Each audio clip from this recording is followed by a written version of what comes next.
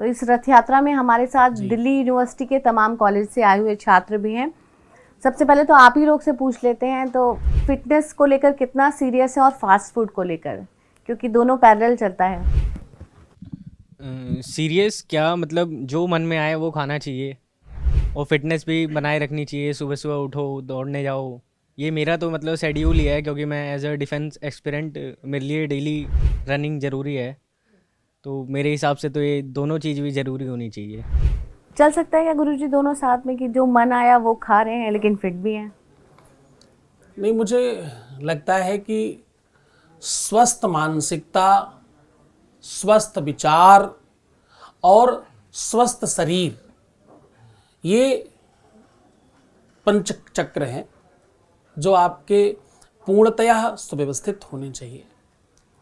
इसमें तमाम तरीके की किंवदंतियाँ, तमाम तरीके के कुप्रचार और तमाम तरीके के ऐसे थोपे हुए ज्ञान हैं हमारे ऊपर, जिसके हम शिकार होते जा रहे हैं। शारीरिक स्वास्थ्य, मानसिक स्वास्थ्य, बौद्धिक स्वास्थ्य, विचारों का स्वास्थ्य और आपके काम का स्वास्थ्य स्वस्थ होना चाहिए, इसमें कदाचित कोई संदेह नहीं। कुछ भी खाना चाहिए क्या? नहीं, कुछ भी तो किसी के लिए नहीं होता। कुछ भी जैसी कोई चीज़ नहीं होती कभी। जब आप कुछ भी खाते हैं तो फिर आप ये सुनिश्चित कर देते हैं कि उसके साथ आ रही व्यवस्थाओं को आप संभालेंगे। जब आप ये कहते हैं कि मैं किसी भी व्यवस्था के लिए तैयार हूं, तो आपको फिर वैसा अपना शरीर वज्र जैसा बनाना पड़ेगा। प्रधानमंत्री मोदी जी ने भी इसके लिए बहुत बार, इवन कई बार, अब तो वो बिल्कुल युद्ध स्तर पर इसके लिए प्रयास कर रहे हैं कि सब शारीरिक रूप से, मानसिक तौर पर और बौद्धिक तौर पर, विचारों के तौर पर, काम के तौर पर स्वस्थ हों। इसमें कुप्रचार ये है कि जब हम देसी घी खाते थे, तेल खाते थे, तो हमें ये कहा गया कि ये बुरा है, अब आप डालडा खाइए। अच्छा, हमारे देश में क्योंकि हम सब पर्याप्त मात्रा में ज्ञानी हैं और ज़्यादा ज्ञानी बनने के लिए उत्सुक हैं, तो जो थोड़ा कम ज्ञानी है वो ज़्यादा ज्ञानी की ओर बढ़ रहा है, ज़्यादा ज्ञानी और ज़्यादा ज्ञानी की ओर बढ़ रहा है, तो हमने तत्काल स्वीकार कर लिया।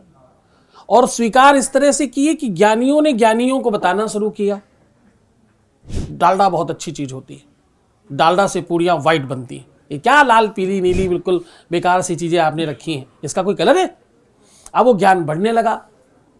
वो ज्ञान बढ़ते बढ़ते डालडा खूब बिका। जब डालडा बिकना सफिशिएंट हो गया, अब लगा अब क्या करें, तो बोले डालडा बहुत बुरी चीज़ है, आपको रिफाइन खाना चाहिए। रिफाइन के बाद जब वो खूब अच्छे से बेच लिया, तो बोले अब और ऊपर के लेयर पे आओ। अब सफोला इत्यादि पता नहीं कौन कौन से कंपनियों की चीज़ें आने लगी और उनके प्रचार तो माय गुडनेस, मतलब परमात्मा बचाए, इस ढंग का प्रचार है कि मुझे लगता है कि कहीं किसी दिन ऐसा ना आ जाए कि वो कार्डियोलॉजी जो हॉस्पिटल्स होते हैं ना, हार्ट वाले, कि कहीं उस हॉस्पिटल्स में छोटे छोटे सैसे ना मिलने लगे कि अगर आपने ये तेल नहीं पिया रोज एक सैसे तो आपका हार्ट अटैक आ जाएगा आपको। वो इस ढंग से दिखाते हैं कि अगर आप ये तेल खा रहे हैं तो आपका हार्ट अटैक नहीं आएगा, और आपने ये नहीं खाया तो हार्ट अटैक आ जाएगा। तो ऐसे बहुत सारे कुप्रचार भी हैं स्वास्थ्य को लेकर के, हेल्थ को लेकर के, मतलब वो अधिक ज्ञानियों के चक्कर में ही है। तो अधिक ज्ञानियों के चक्कर में नहीं पड़ के अपनी परंपरागत खान पान को, अपने परंपरागत अन्न को ग्रहण करें। जो हम परंपरागत खाते रहे हैं उसमें सदैव लाभ है। परंपरागत जो हमारा भोजन है उसके लिए हमारा शरीर तैयार है। जो हमारे देश में उत्पन्न होता है उसी तरीके के यहाँ मौसम है, उसी तरीके की हमारी नियति है, वैसा ही हमारी सृष्टि है। तो उसके आधार पर हम बने, वो खाएंगे तो हम स्वस्थ रहेंगे। क्योंकि ये जो शरीर है ये अन्नमय कोश है। ये बड़े गहरे ज्ञान की बात होगी, क्योंकि बच्चों के साथ हम लोग बात कर रहे हैं, तो उतना गहरे न जाकर के शरीर अन्नमय कोश है का मतलब ज्यादा खाया तो मोटे हो गए, कम खाया तो हम पतले हो गए। यानी ये खान पान से बनता है, जो तुम खाते हो उससे तुम्हारा शरीर बनता है।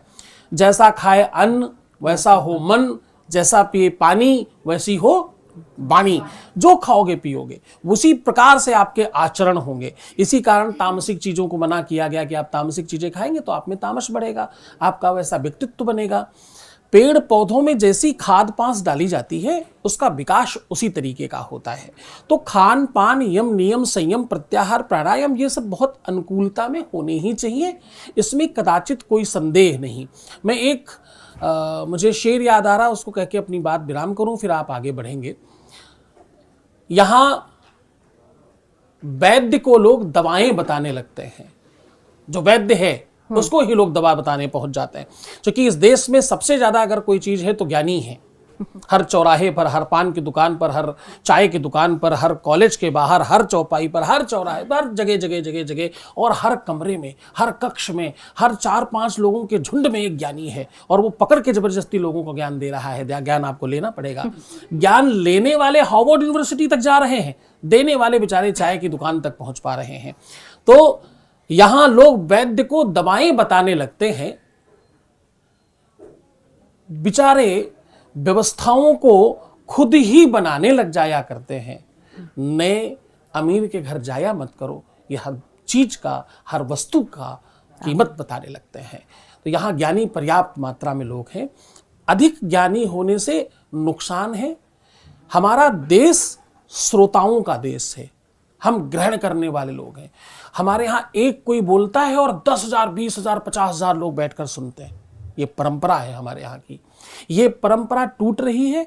इसी कारण मानसिक हेल्थ, शारीरिक हेल्थ, बौद्धिक हेल्थ और आत्मिक हेल्थ, कार्मिक हेल्थ सब खराब हो रही है।